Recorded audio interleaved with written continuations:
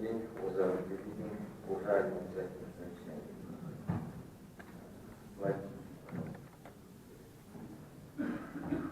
Позвольте остановиться на основных моментах взаимодействия с уполномоченным органом при охране использования водного фонда.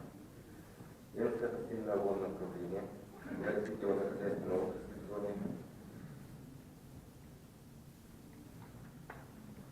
проводит главную работу в рамках исполнения целей и задач, определенных федерального агентства водных ресурсов, если он взаимодействует с уполномоченным органом по водным отношениям с Министерством экологии, природопользования и лесного хозяйства Республики Саха-Якутия.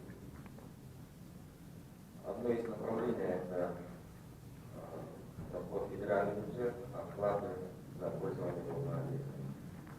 За 2019 год на 1 декабря доход составляет федеральный бюджет 175 миллионов рублей. Из них Магаданская область 56 миллионов и Республика Саха-Якутия 119 миллионов рублей. Основные плательщики государственные – это организация энергетики и добыча полезных ископаемых. Дальше.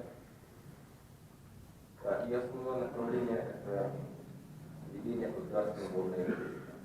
Совместно с Министерством в этом году в Государственном водном реестре зарегистрировано 956 документов о предоставлении водных объектов пользования.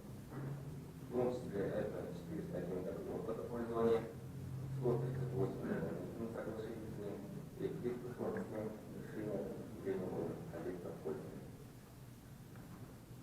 Дальше за счет средств предоставляемой субвенции в 2019 году определяется местоположение береговой линии, границы водоохранных зон и границы прибрежных защитных полос рек Лена, Яна, Кемпеня, Алта. Всего 5615 километров. Согласно графику в 2019 году и в первом квартале 2020 года планируется установление зон затопления в 93 населенных пунктах республики. В настоящее время внесены в государственный водный реестр 35 населенных пунктов. Определенными являются зоны затопления вод и в 2 населенных пунктах, которые внесены в единый государственный реестр недвижимости. Зона затопления по 3 населенных пунктах находится на стадии устранения значения.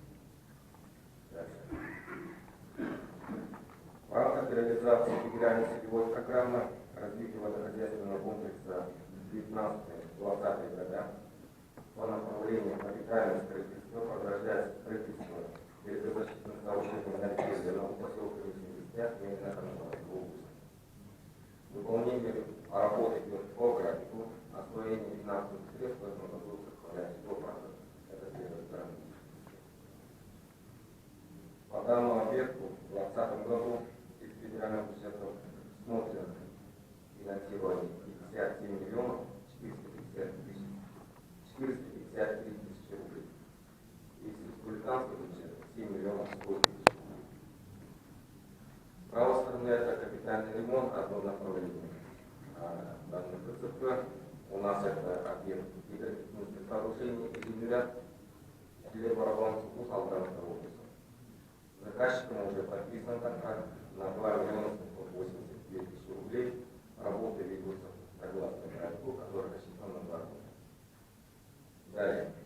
Реализация водохозяйственных и водоохранных мероприятий из субвенции на осуществление отдельных полномочий Российской Федерации в области водных отношений является ощутимое снижение стоимости выполнения работ по результатам проведенных исполнений. В связи с этим страдает качество выполнения работ и сроки выполнения. По Республике Саха-Якутия в 2019 году мероприятия, финансируемых из средств субвенции, будут выполнены в полном объеме. Конкурсы проведены, контракты подписаны, работы ведутся планово. Далее. Проведены совместные мероприятия по предпасам, исследованию гидротехнических сооружений и объектов, представляющих экологическую опасность. Они проводятся совместно с главным управлением МЧС, Росприроднадзором, Роспотребнадзором, Росэкологией и службой Министерством экологии. С целью установления безопасных режимов наполнения и сработки юридического сообщества водохранилищ перед половодной и половодный период в этом году проведено 7 заседаний межведомственной рабочей группы не по юридическому контракту и по колодному системе. Также министерство будет активно участвовать. Далее. Обеспечение высокого уровня защищенности территории от негативного воздействия общества ситуации техногенного характера является необходимым условием стабильного экономического развития и снижения размера возможного ущерба. Для этого по основной деятельности управления организовано проведение предупредительных противоположных мероприятий по ослаблению прочных среда, которые предотвращают образование забора льда на начальной стадии. Это выполнено на реке Лена и Колыма. Также властей муниципальных образований. На общую сумму финансирования 2013-80 миллионов рублей.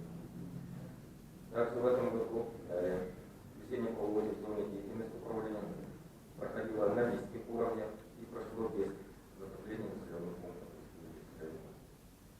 И в конце наше предложение всего три.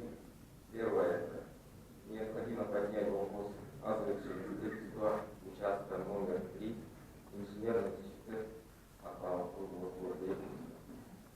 Второе – это усилить работу межведомственной комиссии по координации деятельности по обеспечению безопасной эксплуатации гидротехнических сооружений на территории Республики Саха-Якутия по выявлению и постановке на учет бесхозяйных гидротехнических сооружений.